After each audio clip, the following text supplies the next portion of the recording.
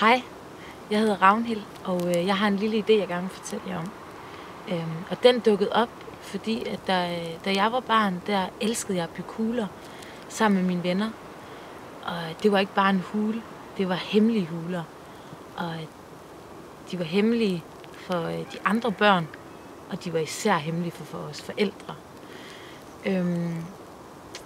Og i de her huler her, der kunne vi sådan drømme os væk.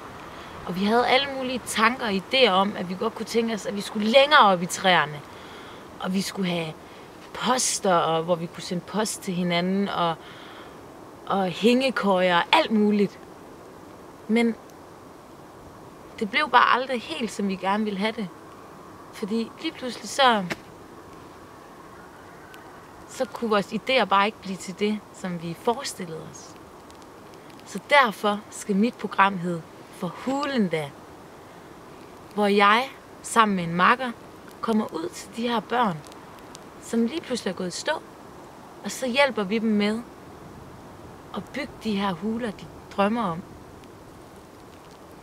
Og lige nu, der sidder jeg faktisk i en gammel hule, som jeg byggede, da jeg var 10 år.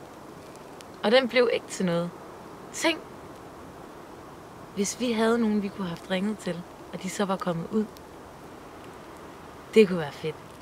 Og her kan I se et par billeder af min gamle hule, som jeg jo ikke fik bygget færdig. Huler, det kan være mange ting. Det kan være en hule, man har inde på sit værelse. Eller en hule, man har ude i sin baggård. Eller en hule ude i ens forældres garage. Eller på loftet. Eller i kælderen. Der er ingen grænser for, hvad en hule kan være. Så for hulen da, ring ind til os, hvis I skal have bygget den her hule. Det bliver fedt!